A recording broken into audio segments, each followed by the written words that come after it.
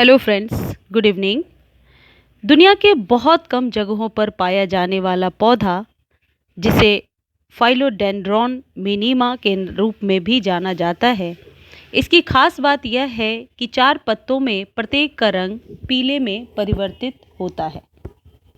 Friends, आज के video में हम ये जानेंगे कि फाइलोडेंड्रॉन को रखने के लिए राइट प्लेस क्या है, इसकी प्रोपगेशन किस तरीके से हो सकती है और किस तरीके से हम इसकी देखभाल करें जिससे ये सालों साल हमारे यहाँ सरवाइव कर सके।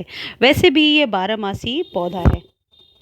फ्रेंड्स, फाइलोडेंड्रॉन को आप ऐसी जगह पे रखें, या तो कोई खिड़की हो या बालकनी में भी ऐसी कोई जगह हो जहाँ बिल्कुल शेड एरिया तो नहीं हो लेकिन छनकर धूप आती हो और एक अच्छी प्राकृतिक हवा इसे मिल सके। बिल्कुल अंधेरे में भी ये ग्रो नहीं हो सकता और बहुत ज़्यादा धूप भी बर्दाश्त नहीं कर सकता। यानी कि कोई छायादार स्थान सुनिश्चित रखना चाहिए, क्योंकि सीधी धूप उन्हें जला सकती है इसकी पत्तियों को, और वैसे भी इसकी पत्तियां बहुत ही डेलिकेट होती हैं। इसके अलावा अपने पौधों की पत्तियों को बेहतर दिखने और बेहतर ढंग से काम करने के लिए उन्हें नियमित रूप से एक नम कपड़े से साफ करना चाहिए। यदि आपका फाइलोडेंड्रॉन का पौधा बहुत लंबा हो जाता है तो आप उन्हें वापस काट सकते हैं। ऐसा करने का सबसे अच्छा समय वसंत का समय होता है, यानी फ़ैब का। ये मेरे फाइलोडेंड्रॉन का जो आप पौधा देख रहे हैं, इसकी जड़ें बहुत रॉट हो गई हैं या ज़्यादा फैल गई हैं। मुझे इसको दूसरे एक गमले में प्रोपगेट करना है, यानी 1 से 2 पौधा बहुत ही आसानी से इसको आप बना सकते हैं। हालांकि इसमें भी इसकी ग्रोथ अच्छी हो रही है, लेकिन पॉट साइज़ का जो चुनाव है वो पौधे की आकृति को बहुत हद तक सपोर्ट करता है।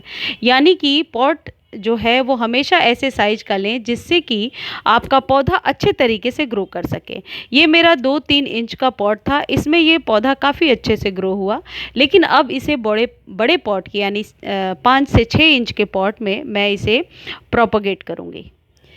इन पौधों में कीटों या बीमारियों की कोई गंभीर समस्या नहीं होती है, लेकिन वे एफिड्स, मिलीबग्स, स्केल थ्रिप्स आदि कई हाउस प्लांट में जो बीमारियां लग जाती हैं, जो अति संवेदनशील होती हैं, वो बीमारियां इसमें कभी कभी लग जाती हैं। तो इसके लिए बहुत ही आसान तरीका है, आप नीम ऑयल ले लीजिए, 2-3 ड्रॉप नीम ऑयल, और उसमें जो लिक्विड सोप जो होता है वो 2-3 ड्रॉप डाल लीजिए और पानी भर लीजिए अपने स्प्रे बॉटल में, और उसके बाद अच्छे से डिल्यूट करके उसका स्प्रे कीजिए इस पर। तो जो भी मिली बग्स वगैरह का अटैक, वैसे मेरे पौधे पर तो नहीं है, लेकिन बाई चांस यदि किसी को ये प्रॉब्लम है तो आप उससे स्प्रे कीजिए फ्रिक्वेंटली 10 to 15 डेज़ पर। तो आसानी से मिली बग्स या कोई भी ऐसी समस्या से आप छुटकारा पा सकते हैं। और भी अन्य तरीके के जितने भी कीटनाशक हैं जो लिक्विड में है, जो मेरे चैनल पे भी बहुत सारे वीडियोस हैं कीटनाशक के, वो भी आप बना करके दे सकते हैं। यानी केयर वैसे ही करनी है जैसे नॉर्मल और अपने प्लांट्स के लिए हम करते हैं। और अब सबसे इम्पॉर्टेंट ज़रूरी बात यह है कि फाइलोडेंड्रॉन को किस तरीके की मिट्टी चाहिए, किस तरीके की मिट्टी में हम इसे ग्रो कर सकते हैं। फ्रेंड्स, जो भी आप मिट्टी तैयार करेंगे, वेल ड्रेन मिट्टी तो होगी जिसमें पानी रुके ना। वेल ड्रेन का मतलब होता है कि जब आप वाटरिंग करते हैं तो उसमें पानी का जमाव ना हो, वरना कि कोई भी प्लांट हो उसकी जड़ें जो हैं वो सड़ने लगती हैं। तो इस तरीके की मिट्टी बनाइए, ऐसी पोरस मिट्टी बनाइए जिससे कि इसके पॉट में कभी भी जल जमाव ना हो।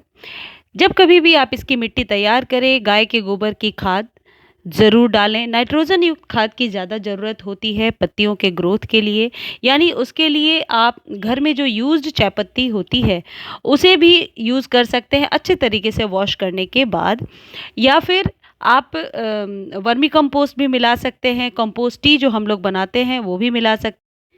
एक बाल्टी में 1 भाग घर का बना कंपोस्ट और 5 भाग पानी के साथ मिलाकर रख दें। कुछ दिनों के लिए उसे अलग रखें और बीच बीच में उसे स्टर करते रहें, यानी कि हिलाते रहें। 1 सप्ताह में ही आप इसके पौधे इसका ये जो लिक्विड फर्टिलाइज़र है इसको पौधों पर स्प्रे कर सकते हैं। इसके इस्तेमाल करने से एक तो आपका पौधा बहुत ही अच्छा ग्रो करेगा, उसे नाइट्रोजन मिलेगी, और भी कई सारी चीज़ें जो एलिमेंट्स चाहिए पौधों को ग्रो होने के लिए वो इससे भरपूर एलिमेंट मिलेगा। जब कभी भी आप पौधे को प्रोपगेट करते हैं तो थोड़े दिनों के लिए उसे छाया में रहने दें और कोई खाद वगैरह ना दें। जैसे मैंने अभी इसको प्रोपगेट किया है तो मैं किसी और वीडियो में दिखाऊंगी किस तरीके से ये ग्रो कर रहा है। तो आज सिर्फ मैं वाटरिंग करने के बाद इसे ऐसी जगह रखूंगी जहां डायरेक्ट धूप ना आती हो और धीरे धीरे ये पौधा ग्रो करने लगेगा। और पानी तभी डालूंगी जब ऊपर से 1-2 इंच मिट्टी सूख जाए। फ्रेंड्स, फाइलोडेंड्रॉन का जो स्टेम है आप देखो बहुत ही डेलिकेट है, इसमें पानी ऑलरेडी है, तो इसलिए कभी भी ओवर वाटरिंग से आपका पौधा मर सकता है। तो कभी भी आप पानी जब भी डालें ऊपर से मिट्टी चेक करके ही डालें। अंडर वाटरिंग से सिर्फ इसकी पत्तियां थोड़ी ड्रूपी सी हो जाएंगी, झुकी झुकी सी लगेंगी, लेकिन पौधा आपका मरेगा नहीं। बट ओवर वाटरिंग के बाद पौधे को बचाना बहुत ही मुश्किल हो जाता है। तो फ्रेंड्स, इस तरीके से फाइलोडेंड्रॉन को हम प्रोपोगेट भी कर सकते हैं। किस तरीके का खाद चाहिए ये भी आप समझ चुके हैं। जितने भी हरी पत्तेदार पत्तियों वाले पौधे होते हैं उन्हें नाइट्रोजन खाद ज़्यादा चाहिए होता है। Thank you friends.